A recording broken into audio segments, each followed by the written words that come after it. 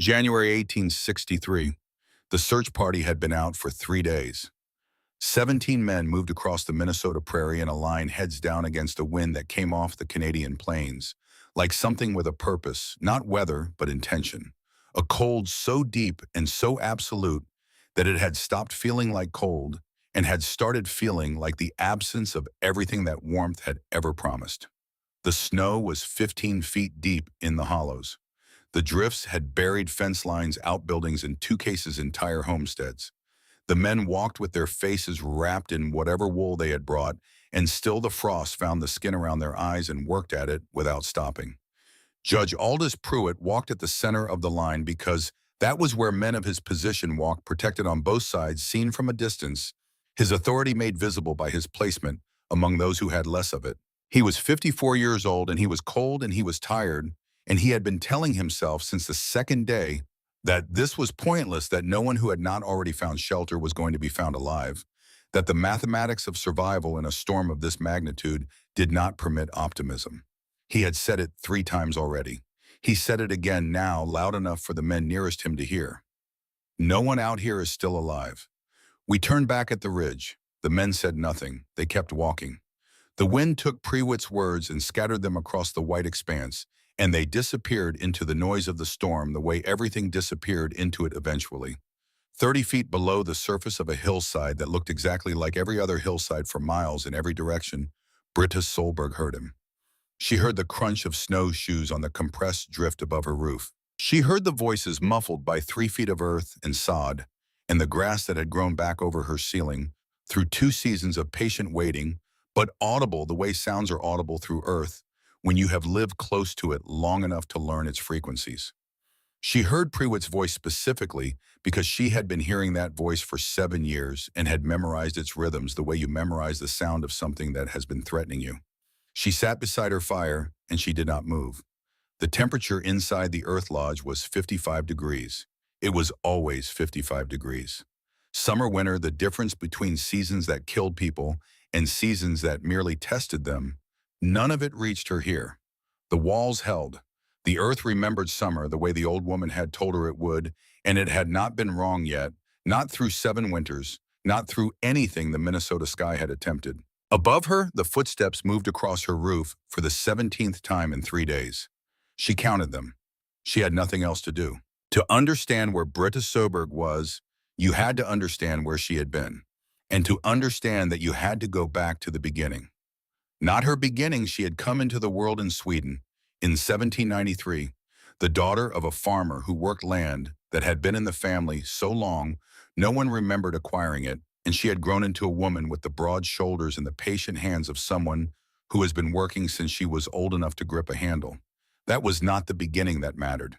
The beginning that mattered was October of 1856. Henrik died on a Tuesday. He had been sick for 11 days, the kind of sick that starts as a cough and a fever and should pass in a week, but doesn't the kind that settles into the chest and changes character, becoming something else, something that has decided it isn't leaving. Britta had sat with him through the nights, had kept the cabin warm, had made the broths and administered the remedies that she knew from 40 years of managing illness in the way that farm women managed illness, which was to say with thoroughness and without sentiment, because sentiment did not reduce fever, and thoroughness sometimes did. It wasn't enough this time. Henrik died on a Tuesday morning in October. With the light coming through the cabin window in the low slanted way, it comes in October when the sun has given up trying to climb high, and Britta held his hand and felt the difference between a hand that was alive and a hand that wasn't, and she sat with that difference for a long time before she got up to do what needed to be done next. They had been in Minnesota since 1852. 4 years of building from raw prairie, the cabin, the fencing, the kitchen garden, the small barn that Henrik had raised in 3 days with the help of neighbors who came because that was what neighbors did and expected the same in return. 4 years of the specific labor of turning land that had never been farmed into land that could support 2 people through a Minnesota winter. It was hard work, and it was honest work, and by 1856 it was beginning to add up to something. The timber on the northern hill was old-growth oak, dense and tall, worth more per board foot than anything else on the 40 acres. They had talked about it sometimes what it could buy when the time came, if the time ever came.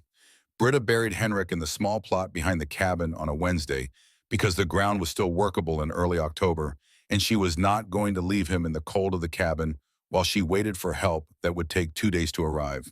She dug the grave herself. Her shoulders ached for a week afterward. She did not mention this to anyone because there was no one to mention it to. 3 days after the burial, Judge Aldous Prewitt rode up to the cabin with a lawyer and a document.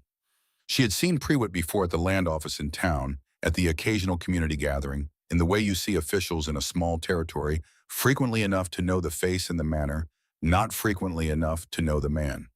He was a compact person with a precise way of moving that suggested he thought about the impression his movements made before he made them. He had the eyes of someone who was always calculating something. He dismounted. He did not offer condolences. He said what he had come to say. The law of the Minnesota Territory regarding land claims was clear on the matter of widows. A woman could not hold a homestead claim without a male head of household. The options were remarriage or sale. He had taken the liberty, he said, of having the property assessed. He produced a document. The assessment was dated 6 weeks ago. Britta looked at the document. Then she looked at the date. Then she looked at Prewitt. 6 weeks ago, Henrik had been alive. Sick, the cough had started in late August, but alive.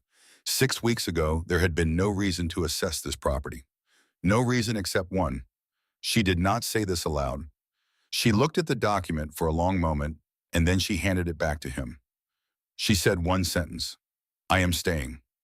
Prewitt looked at her with the patience of someone who has anticipated this response and prepared for it. He explained the law again. He explained the options again.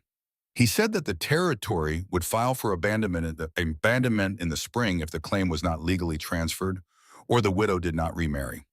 He said that no woman survived a Minnesota winter alone. He said it as a fact rather than a threat, which was a distinction that made no practical difference. Then he said something else. He said it as he was remounting, almost as an afterthought, almost as if it had just occurred to him, rather than being the thing he had come to say all along.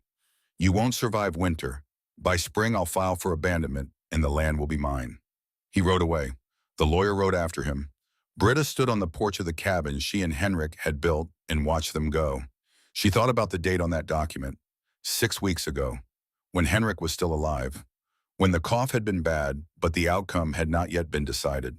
Someone had made an assessment of this property 6 weeks ago before there was any legal reason to do so, because someone had decided the outcome before the outcome had arrived. The timber on the northern hill, old growth oak, worth more per board foot than anything else on 40 acres. She stood on the porch for a long time after the riders had disappeared. Then she went inside and did the arithmetic of what she had. The arithmetic was not good. She was 63 years old. She had 40 acres of Minnesota prairie in the second week of October, with winter coming in 6 weeks at the latest. She had a cabin that everyone knew about, that could be found by anyone looking, that offered no protection against the legal machinery that Prewitt had already begun to operate. She had the clothes on her back and the tools in the barn, and whatever food she had put up for the winter, enough for two, which meant enough for one with careful management, which meant not enough if the winter was long. She had no man to put his name on the claim. She had no money to hire a lawyer. She had no family within 1,000 miles. What she had was 40 years of knowing how to work and a stubbornness that Henrik had loved and complained about in equal measure for 38 years, and which had outlasted him as it outlasted most things. She sat at the kitchen table for a long time doing the arithmetic. The arithmetic kept coming out wrong. She kept doing it again.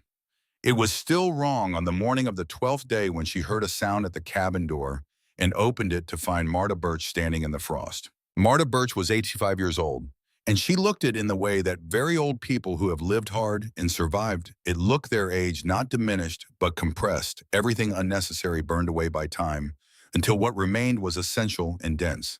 She was a small woman, Dakota, with eyes that had the quality of eyes that have seen a great deal and evaluated most of it clearly and reached conclusions they are not in the habit of explaining to people who haven't earned the explanation. Britta had seen her before, around the edges of things the way certain people are always around the edges of things in a community without ever being quite part of it. She had never spoken to her at length.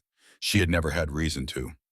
Marta looked at her now for a long moment, taking in the cabin, the woman standing in the doorway, the general condition of someone who has been sitting with arithmetic that keeps coming out wrong for 12 days. She said, "You're trying to hide in something that stands up and shouts."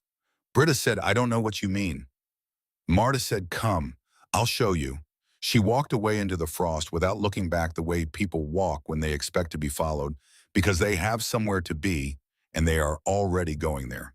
Britta put on her coat and followed. They walked 2 miles. Britta's hip had been bad since the previous winter, and 2 miles over frozen ground with a wind that had not softened any since dawn was not a comfortable journey, but she made it without complaint because there was no one to complain to, and because complaint had never been particularly useful in her experience.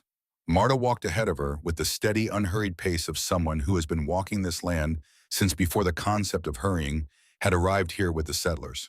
The hillside they stopped at looked like every other hillside for miles around. Brown grass bent by wind, snow in the folds and hollows. The specific flatness of Minnesota landscape that trained the eye to see sameness and miss distinction. Marta knelt and pulled back a section of sod. Beneath it was a room, not a cave, not a hole. A room with walls and a ceiling and a floor, all of it earth and timber fitted together with a precision that spoke of long practice and deep knowledge. The walls were cottonwood large beams set close together and sealed with packed clay. The ceiling was layers of willow and sod and earth, 2 feet of insulation between the interior and the surface above. The floor was packed dirt, smooth and dry. Britta stepped inside. The air changed immediately. The cold that had been pressing against every exposed surface of her body since they left the cabin simply stopped. Not dramatically, not with warmth exactly, but with the cessation of the cold, which was its own thing entirely. 55 degrees. She stood in the middle of the room and felt it. "My grandmother built like this," Marta said from the entrance. Her grandmother before her. "The earth holds summer in its memory, no matter what the sky does above. Dig into the north side of a hill, let the grass grow back over, and you disappear. The land holds you. The cold can't find you." Britta pressed her palm against the cottonwood wall. It was not warm to the touch, but it was not cold either. It held the specific temperature of the deep earth, the stable and unchanging temperature that seasons could not reach.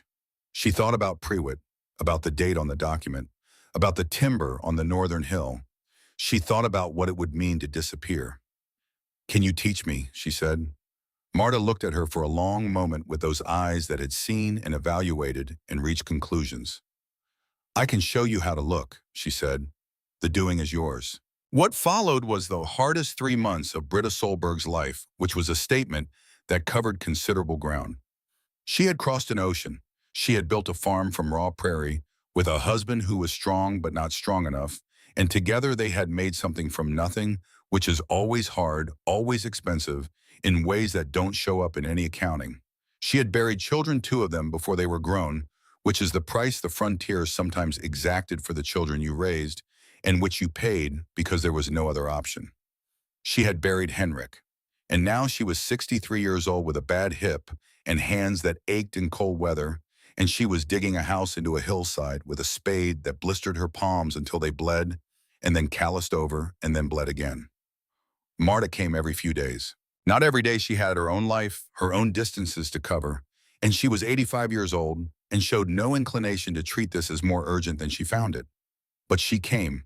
She looked at what Britta had done and made adjustments, the angle of this wall, the placement of that beam, the way to cut sod so that the grass roots survived the cutting and would knit back together over the roof within a single growing season.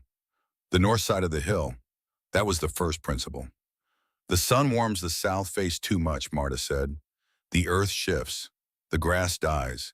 The secret reveals itself, but the north side stays still. The grass grows thick. The surface looks like every other surface. The chimney was the problem that took the longest to solve. Fire meant smoke, and smoke meant visibility, and visibility was the one thing that could undo everything else." Marta showed her how to run a narrow clay pipe through the hillside and emerge 100 feet from the lodge itself, disguised as the hollow stump of a dead tree that Britta dragged there herself and set in place over the pipe's exit.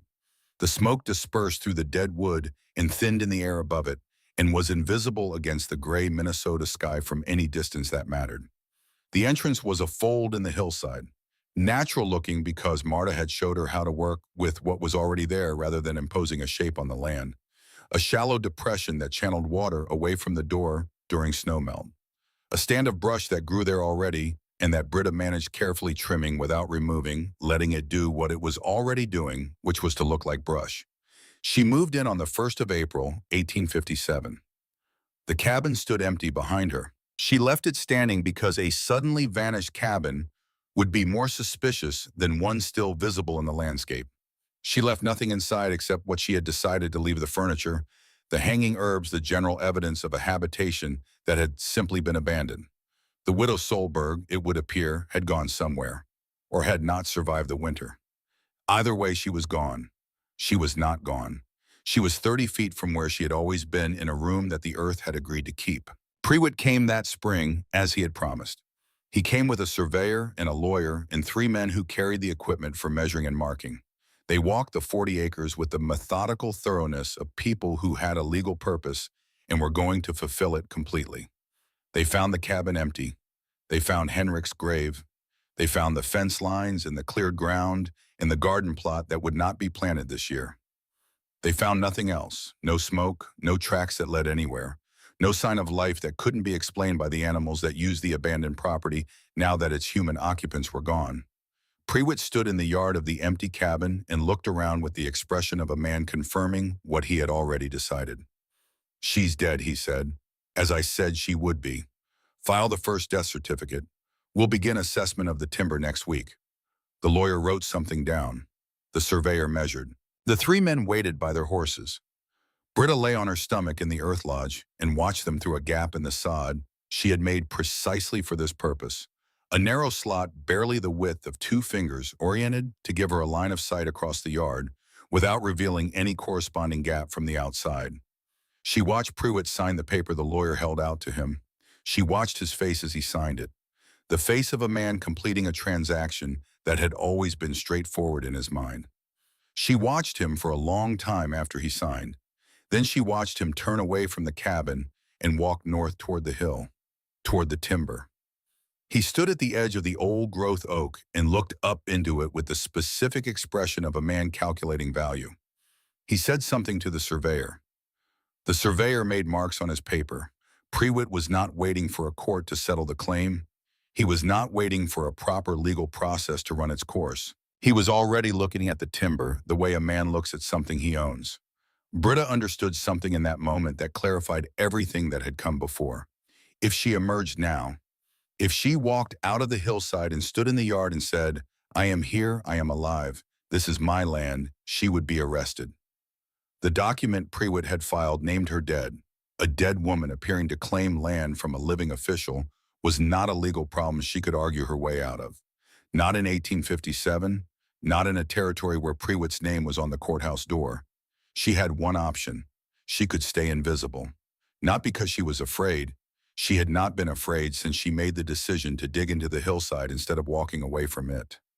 Fear had been replaced by something colder and more useful: the specific resolve of a person who has looked at the situation from every angle and found the one angle that works. She pulled the sod flap closed over the gap. She went back to her fire. Above her, the survey team measured the timber. The marks their stakes made in the ground would still be there when the snow came again, though no one would be able to say whether the woman of the house had removed them. Prewitt rode away before noon. The yard was quiet. The hill was quiet. 55 degrees in the room beneath it, the earth holding its temperature with the indifferent reliability of something that has been doing this for longer than anyone can remember and does not require acknowledgement to continue. Britta Solberg added a piece of cottonwood to her fire and watched it catch. She thought about what Henrik had said once, sitting on the porch on a summer evening with the prairie spread out in every direction and the light going gold over all of it. He had said, "This land is ours now. Really ours. The kind of ours that doesn't go away." He had been talking about belonging, about what it felt like to have built something in a place and feel the place receive you. He had not been wrong. He had just not known, as none of them ever know all the ways that a thing can be true. The land was hers. It had agreed to keep her in it. Prewitt could sign whatever papers he wanted. He could file whatever documents the territorial law provided. He could stand on the surface of her 40 acres and declare it his until the sound of his voice reached Canada. None of it reached 30 feet down. The fire burned. The earth held its warmth. Outside, the April wind moved across the Minnesota prairie in the way it always moved, looking for something to strip bare. Bare finding only what it could reach. It could not reach her. It had not been able to reach her since the first cold morning in October, when an 85-year-old woman had pulled back a section of sod and showed her what the earth had to offer anyone willing to go deep enough to accept it. She was 63 years old. She had a bad hip and hands that ached, and a dead husband in a grave she could see from her observation gap when the grass wasn't too high.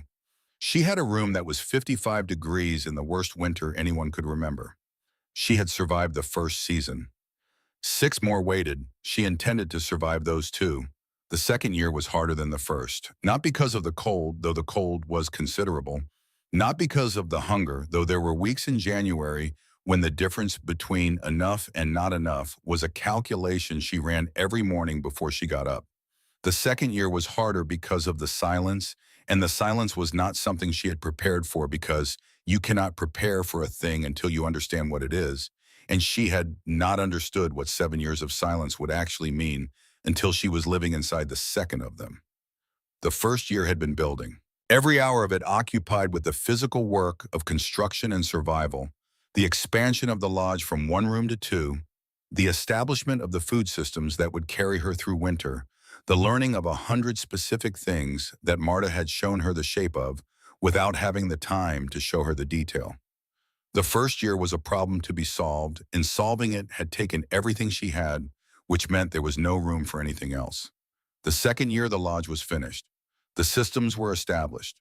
The work was maintenance rather than creation, and maintenance did not fill the hours the way creation did, and the hours that were not filled by work were filled by something else.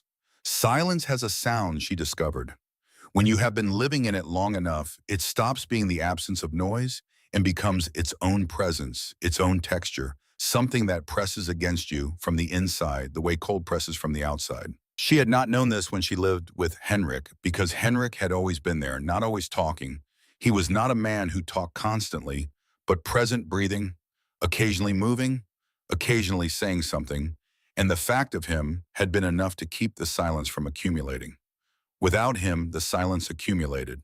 She managed it. That was what she did with things that could not be solved. She managed them, worked around them, found the places where they were thinnest, and put her attention there instead of on the places where they were heavy. She talked to herself sometimes and then stopped, because the sound of her own voice without anyone to receive it was its own kind of loneliness. She talked to Henrik at the grave, standing above the observation slot, watching the plot through the gap in the sod, while she said the things she would have said to him at the end of the day, and this helped more than she expected, which was something she would not have admitted to anyone. She talked to Marta Birch. Marta came through the winter on a schedule that seemed to follow some internal calendar Britta was not privy to, sometimes twice in a week, sometimes not for 3 weeks, arriving without announcement and leaving the same way. She was 86 that second winter, and she moved with the careful economy of someone who has made an accounting of what her body will and will not provide and has adjusted her ambitions accordingly. She showed Britta the garden hollow that second spring, a depression on the south side of a ridgeline, invisible from any of the high points around it, where the soil was dark and deep and the sun reached it for most of the day. They worked it together, Britta digging and turning, and Marta watching and occasionally correcting the way she held the spade or the depth she was going to, saying nothing about the hip that was clearly troubling her and everything about the quality of the soil. She showed her the root cellar technique for the alcove she had carved into the lodge walls, how to pack clay around the storage chambers so that the temperature inside them stayed even a few degrees cooler than the main room, which was enough to keep vegetables dormant through January if they had been properly dried first. She showed her which plants along the creek were useful in winter and which were not, and how to find them under snow by reading the specific shape of the surface above them, the way a slight dome in the snowpack sometimes indicated something living beneath it, that the warmth of its own decomposition had kept from freezing solid. These things Britta learned and filed away and used. But what she valued most from Marta's visits was not the instruction. It was the presence. The simple fact of another person in the space breathing, occasionally speaking, existing. It was the proof that she herself existed, which you needed periodically When you were living the way Britta was living, invisible and unconfirmed by any external witness. She did not say this to Marta. Marta, she suspected, already knew. The second spring brought Prewitt back. He came with dogs this time. She heard them from inside the lodge, a sound she had not anticipated, the specific sound of dogs working a scent, moving back and forth across the surface above her, with a pattern that told her they were covering ground systematically, rather than following a specific trail. Prewitt's voice moved with them, adjusting the voice of a man who was certain the answer was here and was methodically proving it. The dogs worked for hours. They found nothing that led anywhere. She understood why lying still in the lodge and listening to them move above her. Dogs worked by scent, and scent required contact, a trail of skin cells and breath in the microscopic evidence of movement through air. She had not been moving through the air above the surface in any way that left a continuous trail. She moved differently than she had moved when she lived in the cabin, which was to say she moved the way Marta had taught her to move, no path taken twice, no departure made, at the same time on consecutive days, no habit established that could be read as a pattern. Her scent was on the surface in places, but in places that connected to nothing that began and ended without destination, that told the dogs she had been here at some point without telling them where here led. The dogs were confused. Britta lay beneath the earth and listened to their confusion and found something in it that was not quite satisfaction. Satisfaction felt like too active a response, but was closer to confirmation. The system worked. The disappearance was complete. Even dogs could not find her. Prewitt called them off before dark. She heard his voice moving away to the east, heard the dog's noise diminishing with distance, heard the silence come back and settle into its usual configuration around her. She got up and added wood to the fire. Marta Birch died in the second autumn. Britta found her on a Tuesday morning in October, which was not a coincidence that escaped her, though she spent some time looking at it from different angles before she decided it was coincidence and not something else. She had gone to Marta's lodge to ask about the proper time to harvest the wild onions she had found along the creek, and when she arrived, the entrance was unsealed in the way an entrance is unsealed when the person inside it has not come out that morning. And when she went in, Marta was on her sleeping platform with her hands arranged on her chest and her face with the particular settled quality that faces have when they are finished with everything they were going to do.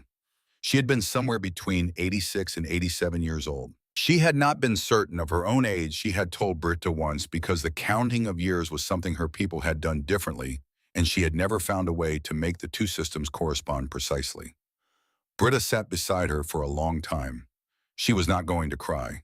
She had used the crying for Henrik and for the children before him, and there was a limit to it that she had reached not through hardness, but through the simple arithmetic of grief across a long life, the way a well doesn't go dry from cruelty, but from use. She sat and she was quiet, and she let the fact of it settle into the same place where she kept all the facts of this kind. Then she buried her. She found a place on the hillside above Marta's lodge where the soil was workable and the grass was thick enough to recover quickly, and the view because it seemed right that there should be a view. Though Marta had never struck her as someone who placed excessive value on views extended south across the prairie to the horizon. She dug the grave herself, which took 3 days with the hip in the autumn ground, and she set a stone at the head that she had carried from the creek bed and into which she carved letters so shallow they looked like natural weathering in the rock. She taught me how to look at the earth. That was all she wrote. It was enough. The lodge of Marta Birch needed to be attended to after the burial. Left open, animals would find it. Left as it was, it would eventually become a hazard, a collapsed structure near Britta's own evidence of habitation on the property that might raise questions she did not want raised. She went through it on the day after the burial, carefully touching everything with the attention she brought to all things now that everything she did had to be deliberate. What she found stopped her in the middle of the room. The lodge was not new. She had assumed when she first saw it that Marta had built it around the same time she had helped Britta build hers 2 years ago, perhaps 3. But the walls told a different story. Cottonwood that had been in the ground long enough for the bark to have changed character entirely, the wood beneath it, the dark settled color of timber that has been load-bearing for decades. The clay seals at the joints had been applied in layers. She could count the way you count rings in a tree application after application over years, each layer slightly different in composition as the materials available had varied season to season. She knelt at the wall and counted the layers. She counted 23. 23 seasons of ceiling, which meant this lodge had been built and inhabited and maintained and lived in for at least 20 years before Britta Solberg had ever set foot on this land. She sat back on her heels and looked at the room. Marta Birch had been living invisible in this place since before the first Scandinavian settler had arrived in this part of Minnesota. She had been here when they came. She had been here when they built their cabins and filed their claims and argued about fence lines and crop rotations and who owed what to whom. She had been here through all of it, 30 feet below the surface of a hillside in a room that no one had known existed. 23 years of silence. 23 years of disappearing so completely that she had become, for all practical purposes, part of the landscape itself. And then one October morning, she had appeared at Britta's cabin door and said, "You're trying to hide in something that stands up and shouts," and she had walked away into the frost expecting to be followed. Because she had been watching and waiting and deciding whether Britta Solberg was the kind of person who could be trusted with what she knew. She had watched and decided yes, and she had come forward. Britta sat in the lodge for a long time. She thought about what it meant to have been watched and not known it. She thought about what it meant to have had a neighbor of a kind for 2 years without the loneliness of the second year ever having been fully as complete as she had believed it to be. There had been someone who knew she was here, someone who had chosen silence because silence was necessary, and chosen proximity because proximity was the kind of care that asked nothing of the person receiving it. She thought about the specific weight of that. She thought about what it meant that Marta was gone, and she was now the only person in the world who knew where Britta Solberg was. She sealed the lodge carefully when she left it. She packed the entrance with clay and sheen and let the brush grow back across it. Within a year, it would be invisible. Within 5 years, it would be indistinguishable from the hill it was part of. She walked back to her own lodge in the autumn afternoon with the wind at her back and the prairie stretching out on every side, and for the first time since Henrik died, she felt something that was not grief or resolve or the daily work of survival. She felt alone in a way she had not felt before, because before there had been Marta, and she had not known how much that mattered until it was gone. The 5th year brought the army tracker. His name, if Prewitt mentioned it, did not reach Britta through the layers of earth above her. She heard him arrive on the quality of his movement, different from the previous searchers, quieter, more deliberate, the footsteps of someone who was reading the surface as he crossed it, rather than simply walking from one point to another. He spent 2 days on the property. The first day he covered the perimeter, moving in a pattern she could not fully reconstruct from sound alone, but which suggested a systematic grid. The second day, he concentrated on the hillside area. She heard him stop above her for longer than anyone had stopped before, 5 minutes, perhaps more, standing still above the roof of her lodge while she lay below him and controlled her breathing and did not move. She was 68 years old, and she had been doing this for 5 years, and she was good at it. She waited. He moved on. That evening, she heard Prewitt's voice from the direction of the cabin, distant but clear enough in the stillness of late afternoon. She heard the tracker's response, shorter than Prewitt's question, a few words delivered in the flat tone of a man providing a professional assessment. She couldn't hear the words from that distance, but she heard Prewitt's voice afterward, the satisfied compression of it, the sound of a man receiving confirmation of what he already believed. Then the sounds of horses moving east toward town, diminishing. Silence returned. She did not move immediately. She had learned patience, real patience, the kind that is not waiting for something, but is simply being still because stillness is correct. She stayed where she was for an hour after the last sound of hooves had disappeared into the distance. Then she got up to check the entrance gap before full dark. Beside the base of the old cottonwood stump, the one she had positioned over the chimney pipe, exit the one that had stood in the same place for 5 years, looking exactly like a dead tree stump, standing in a field. There was something that had not been there that morning. A small object, placed carefully, not dropped. She looked at it for a long time before she touched it. It was a piece of dried plant material. She identified it eventually as sweet grass, braided in the way she had seen Marta braid things, the specific 3-strand pattern that Marta had used when she made the mat that served as Britta's interior door liner. Not a Dakota pattern exactly, but something adjacent to it, something that a man who had spent time with people who braided things this way might have learned to do. It had been placed at the base of the stump. At the base of the one object on this property That was not what it appeared to be. She picked it up and turned it in her fingers. The tracker had found her. Not the entrance, not the lodge itself she was certain of. That's certain enough to stake her life on it, which she was in fact doing. But he had found the chimney stump. He had stood above her roof and read the surface correctly, and he had known. And he had told Pruitt she was dead. She did not know why. She would never know why. A man's reasons for doing something honest when dishonesty would have served him better were his own business, and she was not in a position to ask. What she knew was that he had found her and he had made a choice, and the choice had been in her favor, and the evidence of it was this small braided thing in her hand.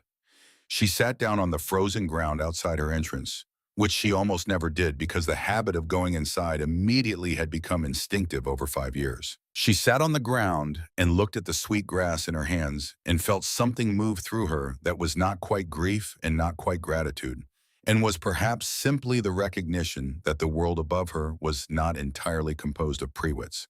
There were others in it. She had known this in an abstract sense. Henrik had been evidence of it. Marta had been evidence of it. The neighbors who had come to help raise the barn had been evidence of it. But 5 years of living invisible had done something to the abstraction, had made it feel like something she had known once and lost access to. This small braided thing was access. She sat with it until the cold became insistent, and then she went inside and put it on the shelf beside the tintype of Henrik that she had carried out of the cabin the morning she moved into the lodge, and she looked at both of them in the firelight for a while. Then she slept better than she had slept in several months. The 6th year, she turned 69. She did not mark the occasion because there was no one to mark it with, but she was aware of it, the specific awareness of a woman who has passed the age at which the people around her had mostly stopped living, who has found herself on the far side of an average and moving further from it with each winter she closed.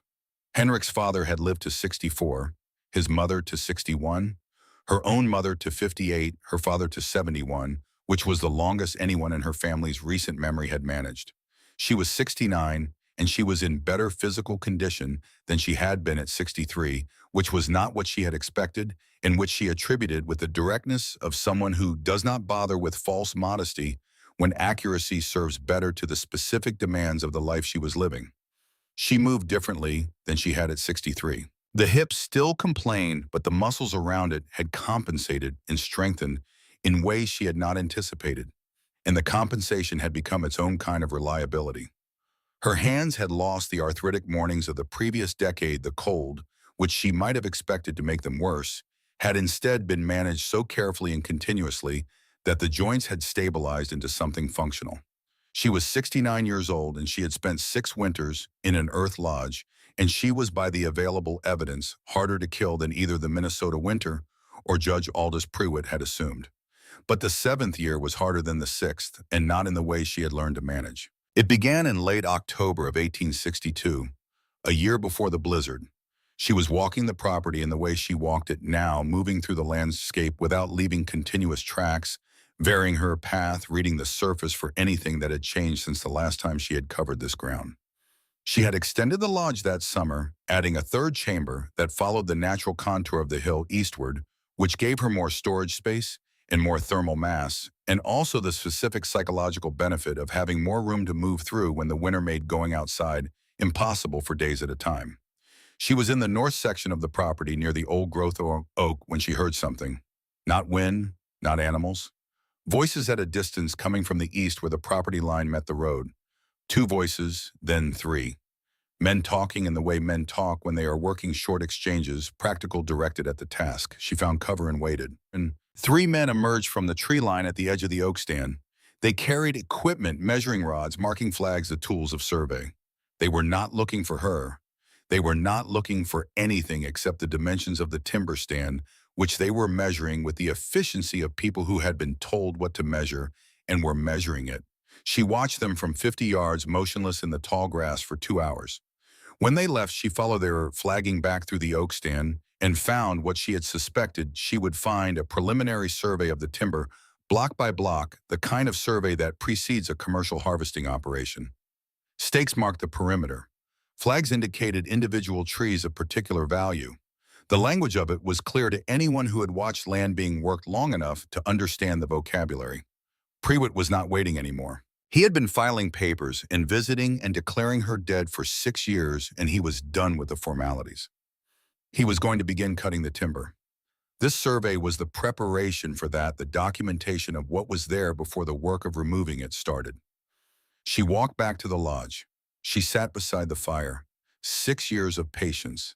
6 years of 55 degrees and careful movement and managed silence and the slow accumulation of survival.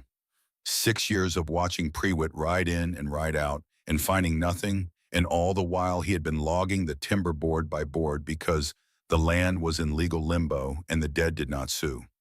She thought about Henrik, about what he had said that summer evening. This land is ours, really ours, the kind of ours that doesn't go away. She thought about the 23 layers of clay in Marta's wall, about what 20 years of patience looked like, about whether patience was the right word or whether it was something else, endurance maybe. The willingness to outlast a thing by simply continuing to exist when the thing counted on your not existing. She thought about Marta's question. She had never said it directly, but Britta had heard it in the things she did say spread across 2 years of visits, and the question was, how long is hiding the same as living? She didn't have an answer. She had been putting the question at the distance necessary to keep functioning, which was the same distance she put everything that could not be managed and could not be solved. But the survey flags in the oak stand had brought it closer than it had been in some time, and she sat with it in a way she had not allowed herself to sit with it before. She was 69 years old. She had been invisible for 6 years. She had watched her land be declared abandoned and her own death certified by a man who had been stealing her timber while she watched from 30 feet below. She was not afraid of dying. That was not the question. The question was whether what she was doing constituted living or whether it was something else. Something that looked like living from the outside but was actually a very sophisticated form of disappearing, a disappearance so complete that it had consumed not just her presence in the world, but her capacity for presence. She did not answer the question that night. She did not answer it in the days that followed. She went on. That was what she had always done with questions that couldn't be answered, she went on. Kept the fire maintained, the lodge observed the property, managed the arithmetic of food and fuel, and the specific daily work of continuing to exist. She went on through October and November and December of 1862 and into January of 1863, and the question stayed where she had put it at the distance necessary, waiting. And then on the 15th of January, the blizzard came, and the distance collapsed, and the question answered itself. She heard the storm building it before it arrived, heard it the way she heard everything now, with the full attention of someone for whom hearing was often the only available sense. The sound of the wind shifting from its normal west-northwest to due north, which carried a specific acoustic quality when the air behind the shift was very cold and very dense and moving very fast. The sound of the temperature dropping, which was not a sound exactly, but was a change in the behavior of every other sound, a new quality of silence between gusts that was the silence of extreme cold, different from ordinary cold silence, in the way that deep water is different from shallow. She sealed the lodge at noon on the 14th. Every gap, every joint. The entrance packed with the folded wool she kept for this purpose, and then banked with additional clay. The chimney pipe checked and cleared, and the fire built up to a careful height, not too large, because a large fire consumed air faster than the ventilation could replace it and created its own problems, but enough to establish the temperature and hold it. By midnight on the 14th, the storm had arrived in earnest. She lay in her sleeping platform and listened to it above her.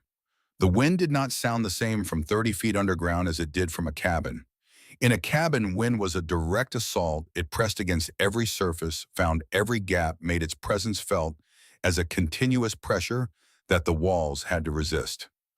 Underground, it was something else. A roar, distant but enormous, transmitted through the earth as vibration more than sound. The way a train sounds when you are standing far from the track, felt more than heard, present everywhere and nowhere specific. The temperature inside held 55 degrees, always 55 degrees. She thought about these people in the valley below, the families she had watched from the high ground over 6 years, the smoke from their chimneys telling her stories she had learned to read, who was warm and who was struggling, who had prepared well and who had not, who was burning through their supply faster than the season justified. She thought about the specific families she had observed, the specific chimneys she had tracked. She thought about the Hendrickson cabin, which she had watched with concern through 2 previous winters, because the construction was poor, and the chimney was wrong, and the fuel supply from the evidence of the smoke was never as large as it should have been. She thought about the Bergstrom family who had arrived last spring and whose first Minnesota winter this would be, who did not yet know what a Minnesota winter could actually be, and who had built their cabin in the low ground near the creek where the coal pooled. She thought about these things, and she stayed where she was, and the storm pressed down from the north, and the earth held its temperature around her, and she was safe. She was safe on the first day. She was safe on the second day. On the morning of the third day, she heard the searchers. She heard them the way she heard everything now, through the specific frequency of transmission that Earth allows, which filtered some things out and carried others with a clarity that surface air did not always provide.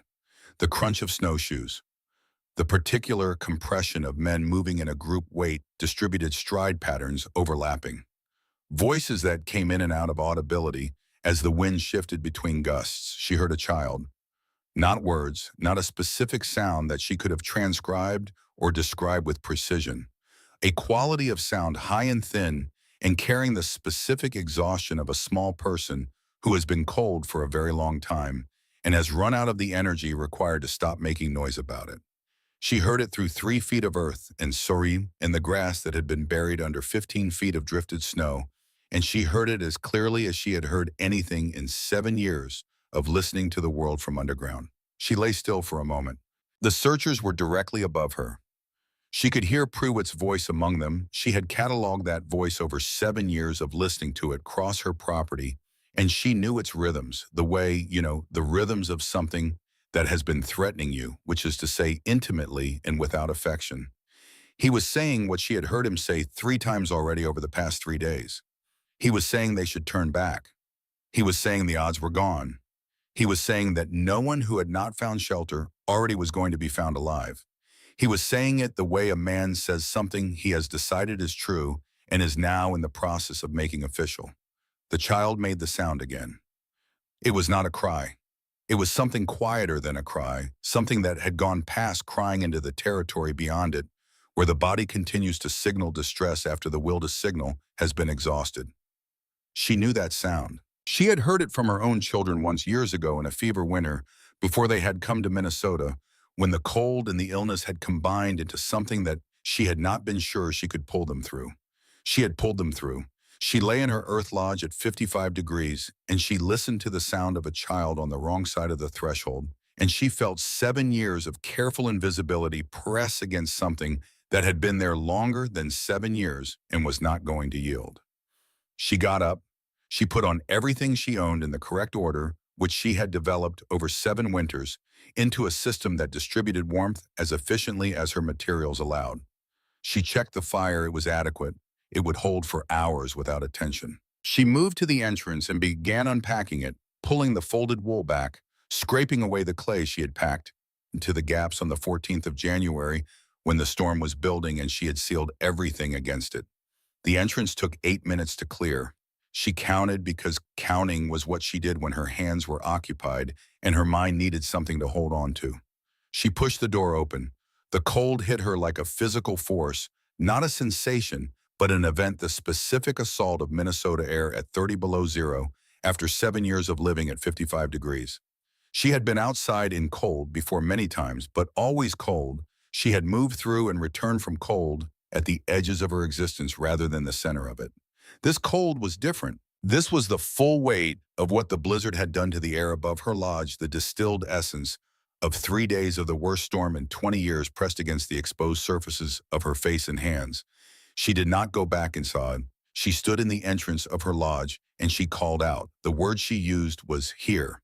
One word, not loud. She had trained herself out of loud over 7 years of protecting her silence, but projected scent in the direction of the voices she had last heard moving above her.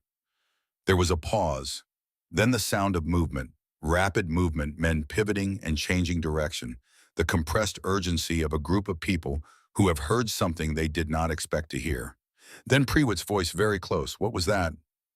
Then nothing for a moment. Then a face appeared at the edge of the depression that screened her entrance, A man she did not recognize, one of the searchers looking down at her with an expression she had seen before, the expression of someone confronting information that their existing framework cannot accommodate. He said nothing. She said, "Come in. There is room." They came. They came the way people come when they have been out in killing cold for 3 days, and a door has opened in the earth, and warm air is rising from it. Not thoughtfully, not with the consideration of people making a decision, but with the body's immediate intelligence. The animal knowledge that warmth is here, and cold is death, and the calculus is simple. 17 men, 7 women, 11 children, and Judge Aldous Prewitt came through the entrance of Britta Solberg's Earth Lodge on the afternoon of the 17th of January, 1863. She counted them as they came in because counting was what she did. 41. The lodge had been built for one. She had expanded it over 7 years into 3 connected chambers, and those 3 chambers could hold 41 people in the way a vessel holds more than it was designed for by rearranging what was there, and accepting that comfort was no longer the standard, that the standard was simply being inside rather than outside, which at 30 below zero was the only standard that mattered. She directed them. She had spent 7 years making every decision about this space alone, and she made these decisions the same way quickly, without consultation, based on what she knew about the lodge's thermal properties and the distribution of bodies that would make the most efficient use of them. Children to the center room where the temperature differential was best maintained. Adults to the outer chambers where their body heat would contribute to the insulation of the walls. The wounded and frostbitten closest to the fire where direct heat could work on extremities that had already begun to suffer. She did not ask permission for these arrangements. She stated them. People obeyed with the compliance of the very cold and the very frightened, who have found someone who appears to know what they are doing. The last person through the entrance was Prewitt. He came in the way a large man comes through a small space, stooped ungainly, shedding snow, his eyes adjusting from the white blankness of the storm outside to the amber light of the fire inside. He straightened up in the outer chamber and looked around him with the expression she had been waiting, she realized, to see for 7 years. Not terror, not the theatrical astonishment of a man confronted by a ghost. Something more precise than either of those, the expression of a man whose understanding of the situation has been replaced by an entirely different understanding of the situation, and who is in the process of working out what that means. He looked at the walls, the cottonwood beams, the clay seals in their multiple layers, each one a season of maintenance, each one a winter survived. He looked at the storage alcoves with their dried provisions, the sleeping platforms with their accumulated bedding, the ventilation gaps that kept the air moving without letting the cold in. He looked at all of it with the assessment he brought to everything, the calculation of a man who always wanted to know what a thing was worth. Then he looked at her. She was 69 years old, and she was standing in the middle of a room she had built with her own hands over 7 years of silence. And she looked back at him with the patience of someone who has been waiting a long time for a conversation and is not in any hurry now that it has finally arrived. He said, "You're alive." She said, "I have always been alive. You simply decided otherwise." He had no response to this. She did not wait for one. She turned to the work of managing 41 people in a space built for one, which was considerable work and required her full attention for the next several hours. The blizzard ran for 2 more days. She had not planned for 41 people. She had planned over 7 years for one, for the specific requirements of one woman, of known dimensions and known appetites, moving through a space calibrated to her needs. 41 people ate differently, breathed differently, produced heat differently, consumed the air in the lodge at a rate she had to compensate for by adjusting the ventilation more frequently than her usual practice required. She managed. She had enough food, not comfortable amounts, not the kind of quantities that allowed for generosity, but enough. She had been storing food for 7 winters with the habit of someone who took seriously the possibility of being unable to leave for extended periods. And the result was a supply that could sustain 41 people in reduced rations for 9 days without becoming dangerous. She rationed. She explained the rationing once clearly in the practical tone she had developed over years of talking to herself and to Henrik at the grave and to Marta. When Marta was alive, the tone of someone who has stopped performing for an audience and simply says what is true. The food she had would last 9 days at these portions. If anyone wanted to argue about the portions, they were welcome to do so outside. No one argued about the portions. The children were the most immediate concern. 3 of them had frostbite, 2 on the hands, 1 on the feet, and she dealt with these methodically using the knowledge she had accumulated over 7 winters of managing her own extremities in cold that would have killed her if she had been careless about it. Gradual rewarming, not heat, not direct fire which damaged tissue that was still viable. Body warmth applied slowly the temperature of her hands against the affected areas until circulation returned on its own terms. The child she had heard crying was a girl of perhaps 5, wrapped in a coat that was too large for her and boots that were too small, traveling with a couple who explained in the compressed shorthand of people too exhausted for full sentences that their cabin had collapsed under the snow, weight on the second night of the storm, and they had been in the open for 18 hours before the search party found them. 18 hours. In the open. At 30 below zero. The girl was alive because she was young, which gave the body a specific resilience, and because she had been carried for most of those 18 hours by her father, who had stripped his own outer coat and wrapped it around her, which was why he had frostbite on both ears and the backs of his hands. Britta dealt with the father's frostbite and let the mother tend the girl, and she moved on to the next problem and the next after that because 41 people in a space built for one generated problems continuously, and she was the only person in the space with the knowledge to address them. Prewitt watched her work. She was aware of it. She was aware of everything that happened in the lodge, the way she had been aware of everything that happened in her lodge for 7 years, which was with the full attention of someone who had learned that inattention was a form of risk. She saw him watching. She did not stop what she was doing to address it. He was not actively harmful, which was all she required of him at this moment. He helped where he was directed. He carried when carrying was needed. He held children when holding was needed. He did what the space required without the performance of authority that he was accustomed to, which was perhaps because he understood in the part of his intelligence that survived the shock of the situation that authority in this space belonged to someone else. On the second day inside the lodge, when the storm was still running above them and the temperature outside was at its lowest point, she knew it from the behavior of the ventilation from the sound the earth made when the cold pressed deepest into it. He came to where she was sitting by the fire, and he sat down across from her. He said nothing for a long time. She said nothing. She had a lifetime of practice at silence, and she was not going to waste it now. He said finally, "How long have you been here?" She said 7 years. The number settled between them like something with weight. He looked at the fire. He looked at the walls. He looked at his own hands, which had sustained minor frostbite from the storm, and which she had treated on the first day with the same efficiency she had applied to everyone else's injuries, including the injury of the man who had been declaring her dead for 6 years. He said, "I thought you were dead." She considered this. She considered the document he had signed in the yard of the empty cabin 6 feet above where she was standing at the time. She considered the date on the assessment document 6 weeks before Henrik had stopped breathing.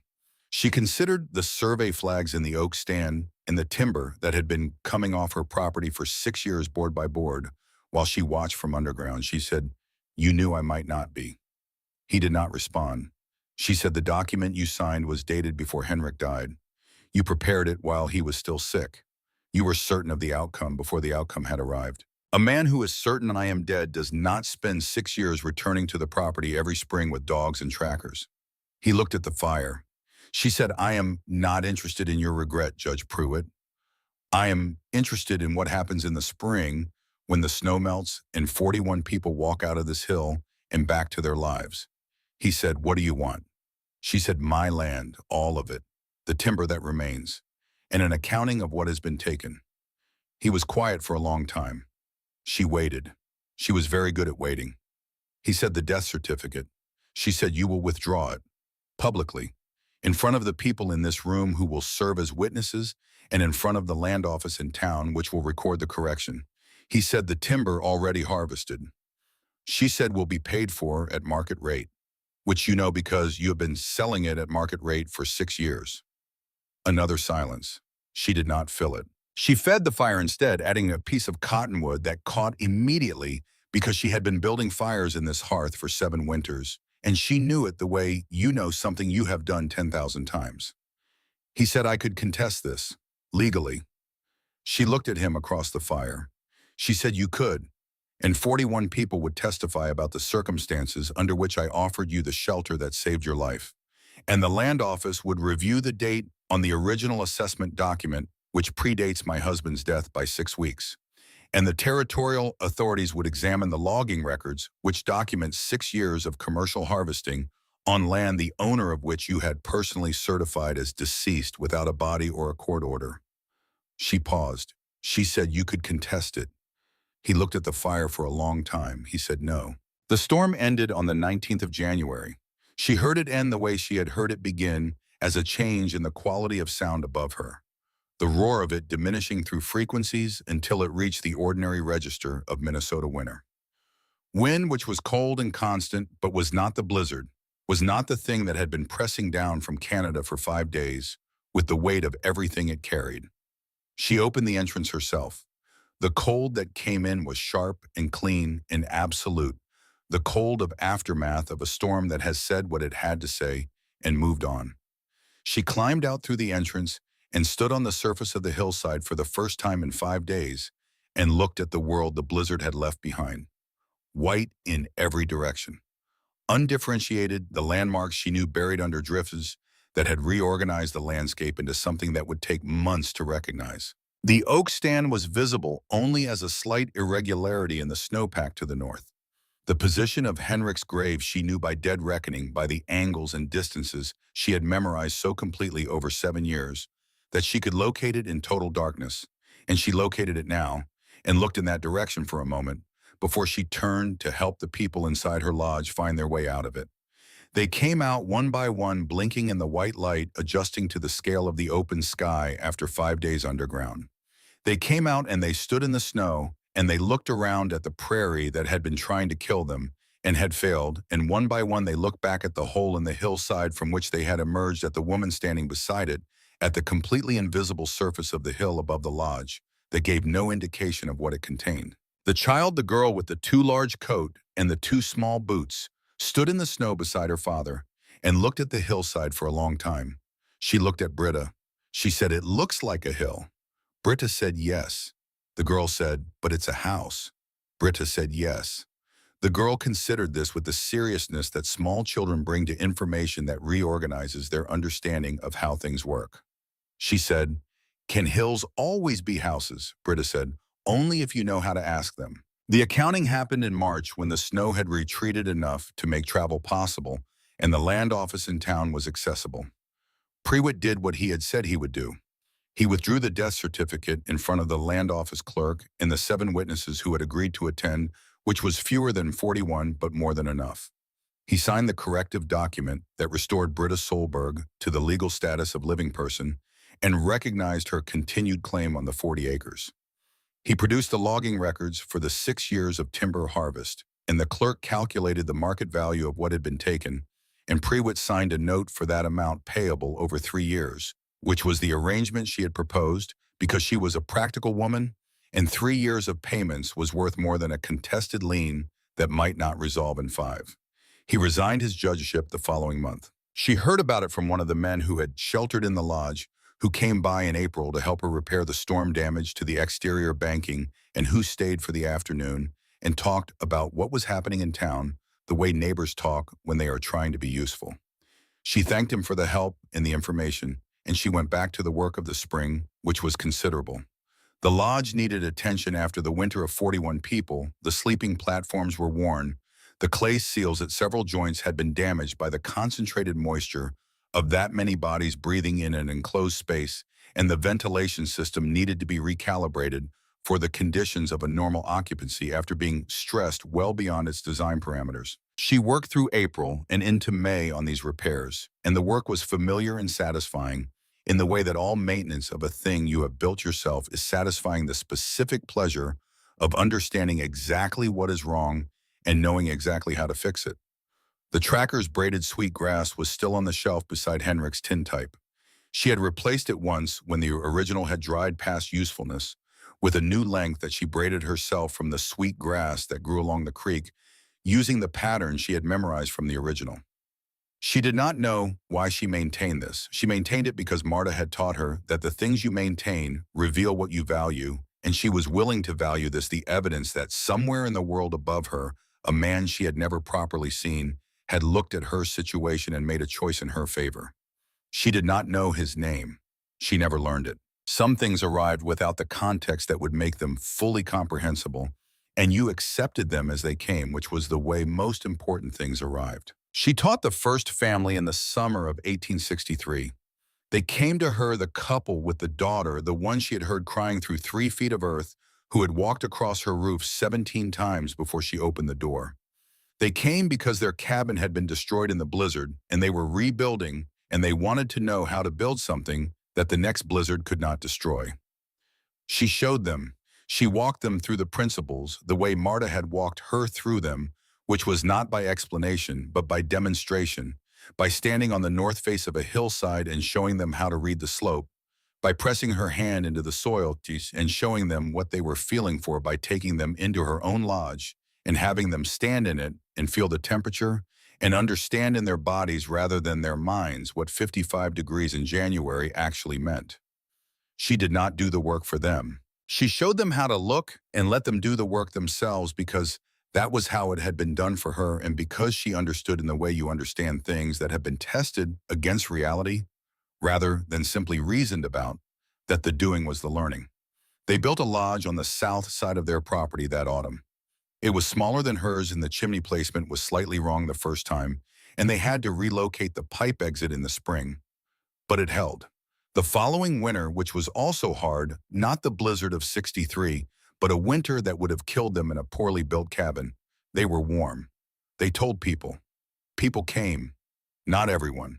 There were people who looked at what she had done and saw the labor of it and decided that a properly maintained cabin was a better investment. There were people who came and looked and thanked her and went back to their existing arrangements. There were people who decided that disappearing into a hillside was a solution to a kind of problem they did not want to have, which was a reasonable position. But some came and looked and understood. She taught them the way Marta had taught her by showing them how to see. Not the technique specifically, though. The technique was real and learnable, and she taught it completely. But the thing beneath the technique, the principle that the earth was not a problem to be overcome, but a partner to be understood, that the cold which killed was the same cold that understood correctly could be used, that the land did not require you to fight it. It required you to know it. She said this in many different ways to many different people over the years that followed. She never said it quite the same way twice because the people were different and the same principle needed different words for different people, and she had spent 7 years learning that words were tools and tools needed to be matched to the work. Britta Solberg lived in her earth lodge until she died. She did not build a new cabin. She was offered help building one several times by people who believed that living underground was a temporary arrangement and that she would eventually prefer the normalcy of a structure visible from the road. She declined. The lodge was her home. She had built it with her hands and maintained it with her attention for 23 years, which was exactly the length of time that Marta Birch had maintained hers, and she found it appropriate that the number was the same. She married again. A quiet man named Jonas Lindstrom, who had been among the 41 and who had returned in the spring to help with repairs and had stayed through the summer and into the autumn, and eventually with the patient deliberateness of someone who understands that some things cannot be rushed, made clear that he intended to stay permanently if she would permit it. She permitted it. He learned the lodge the way she had learned it, not quickly, not all at once, but over seasons, the knowledge accumulating with the experience until he could read the temperature differential by placing his hand against the wall and could seal the chimney pipe in the dark from memory and knew which of the storage alcoves held the temperature best for which provisions. He was 20 years younger than she was, and he outlived her by 4 years, which was not what either of them had expected, and which she found when she thought about it in the last years of her life entirely acceptable. She had outlasted Henrik. She had outlasted Marta. She had outlasted Prewitt, who died in 1871. She had outlasted the version of herself that had stood on the porch of the empty cabin in October of 1856 and been told she would not survive the winter. She had outlasted 7 of those predictions, and then 23 more winters on top of those, and she was not going to complain about the arithmetic. She died in 1880 in the lodge in the specific warmth that the earth maintained at 55 degrees, regardless of what the January sky was doing. Jonas buried her on the hillside above the lodge, near the spot where Marta Birch lay, under her stone with its weathered letters. He placed a stone over her grave and carved it himself, which took him most of a winter, because his hands were not a carver's hands and he wanted it right. The stone said, "She could have let us die. She did not." The phrase had been spoken first by one of the 41 survivors in the spring of 1863, trying to explain to someone who had not been there what it had meant to be in that lodge during those 9 days. It had been repeated as phrases are repeated when they contain exactly the truth of a thing and no more and no less than the truth. By the time Breda died, it had traveled far enough that people who had never met her knew it the way people know things that have been passed from mouth to mouth until the original source is forgotten and only the truth remains. Solberg Hill entered the vocabulary of Minnesota the way useful things enter the vocabulary of a place, not through any deliberate naming, but through the simple repetition of people who needed a word for what they were trying to describe.